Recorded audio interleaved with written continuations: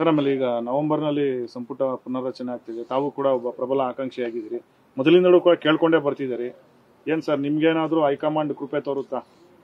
ಏನೆಲ್ಲ ಹೇಳಿದ್ದಾರೆ ಮುಖ್ಯಮಂತ್ರಿಗಳು, ಉಪಮುಖ್ಯಮಂತ್ರಿಗಳು ಮತ್ತು ಹೈಕಮಾಂಡ್ ಗಮನದಲ್ಲೂ ಇದೆ. ನಮ್ಮ ಸೀನಿಯಾರಿಟಿನ ಕನ್ಸಿಡರ್ ಮಾಡ್ತಾರೆ ಅಂತಕ್ಕಂಥ ಆತ್ಮವಿಶ್ವಾಸ ಕೂಡ ಇದೆ ನಮಗೆ. ನೋಡೋಣ ಏನು ಮಾಡ್ತಾರೆ ಅಂತೇಳಿ. ಸಂಪುಟ ಪುನರ್ರಚನೆ ಅಷ್ಟೇ ಅಲ್ಲ, ಕ್ರಾಂತಿ ಚರ್ಚೆನೂ ಕೂಡ ನಡೀತಾ ಇದೆ. ಯಾವ ಕ್ರಾಂತಿನೂ ಆಯ್ತಲ್ಲ? ಏನು ಕ್ರಾಂತಿ ಆಯ್ತದೆ? ಯಾರು ಹೇಳಿದ್ದು ಕ್ರಾಂತಿ ಆಯ್ತದೆ ಅಂತ?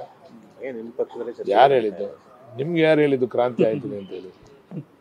ನೀವು ಹೇಳಿದ್ರೆ ನಾವು ಹೇಳ್ತೀವಿ. ಕ್ರಾಂತಿ ಅಂದ್ರೆ ಮುಖ್ಯಮಂತ್ರಿ ಬದಲಾವಣೆ ಕೂಡ ಆಗುತ್ತೆ ಅನ್ನೋ ವಿಚಾರ ಎಲ್ಲ ಹೈಕಮಾಂಡ್ಗೆ ಬಿಟ್ಟಂತ ವಿಚಾರ. ಅವೆಲ್ಲ ನಾವು ಮಂತವ್ರು ಮಾತಾಡ್ತಕ್ಕಂಥ ವಿಚಾರ ಅಲ್ಲ, ಅದೆಲ್ಲ ಹೈಕಮಾಂಡ್ ತೀರ್ಮಾನ ಮಾಡ್ತಾರೆ. ಸರ್ ಆಮೇಲೆ ಪುನರ್ರಚನೆ ಏನೂ ಇಲ್ಲ, ಹೈಕಮಾಂಡ್ ಅವರು ಹೇಳಬೇಕು ಅಂತ ಡಿ.ಕೆ.ಶಿ ಅವರು ಹೇಳ್ತಾರೆ. ಅದೆಲ್ಲ ನಾನು ಹೇಳ್ಬೇಕಿಲ್ಲ, ಸಿಎಂ ಹೇಳ್ಬೇಕಿಲ್ಲ, ಹೈಕಮಾಂಡ್ ಅವರು ಹೇಳ್ಬೇಕು.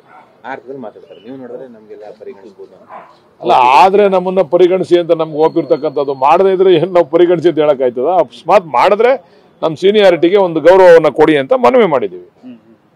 ಸರ್ ಆಮೇಲೆ ನೀವು ಕೂಡ ನಿನ್ನೆ ಒಂದು ಮಾತಾಡಿದ ಪಕ್ಷಾಧಿಕಾರಕ್ಕೆ ಬರೋದಕ್ಕೆ ಕಾರಣಕರ್ತರು, ಅವರು ಕೂಡ ಅವಕಾಶ ಕೊಡಬೇಕು ಅನ್ನೋದು ಖಂಡಿತ ಬಹುತೇಕ ಶಾಸಕರು ಕೂಡ ಒತ್ತಾಯ ಮಾಡ್ತಿದ್ದಾರೆ. ನೀವು ಒಬ್ರು ಅಂತಲ್ಲ, ಆ ಥರ ಅಂತಲ್ಲ ನೋಡಿ. ಅವರು ಕೂಡ ಪಕ್ಷದ ಅಧಿಕಾರಕ್ಕೆ ಬರ್ಬೇಕಾದ್ರೆ ಅವ್ರದ್ದು ಕೂಡ ಕಾಣಿಕೆ ಇದೆ. ಅದರಿಂದ ಅವ್ರಿಗೂ ಒಂದು ಅವಕಾಶ ಮಾಡಿಕೊಡ್ತಾರೆ ಅಂತ ಹೈಕಮಾಂಡ್ ಮೇಲೆ ವಿಶ್ವಾಸ ಇದೆ. ಅವ್ರಿಗೂ ಕೂಡ ಮಾಡಿಕೊಡ್ಬೋದು.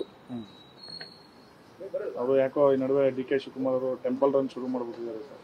ಇಲ್ಲ, ಅವ್ರು ಮೊದಲಿಂದನೂ ಕೂಡ ಅವ್ರು ದೇವ್ರ ಮೇಲೆ ಜಾಸ್ತಿ ಭಕ್ತಿ ಇಟ್ಕೊಂಡಿರ್ತಕ್ಕಂಥವ್ರು. ಇನ್ನು ಇವತ್ತಿಂದ ಹೊಸದಾಗಿ ಏನು ಮಾಡ್ತಾ ಇಲ್ಲ. ಅವರು ಮೊದಲಿಂದನೂ ಕೂಡ ದೇವಸ್ಥಾನಗಳಿಗೆ ಹೋಗ್ತಕ್ಕಂಥದ್ದು, ಪೂಜೆ ಪುನಸ್ಕಾರಗಳು ಮಾಡ್ತಕ್ಕಂಥದ್ದು ಮೊದಲಿಂದನೂ ಮಾಡ್ಕೊಂಡ್ ಬಂದಿದ್ದಾರೆ ಅವರು.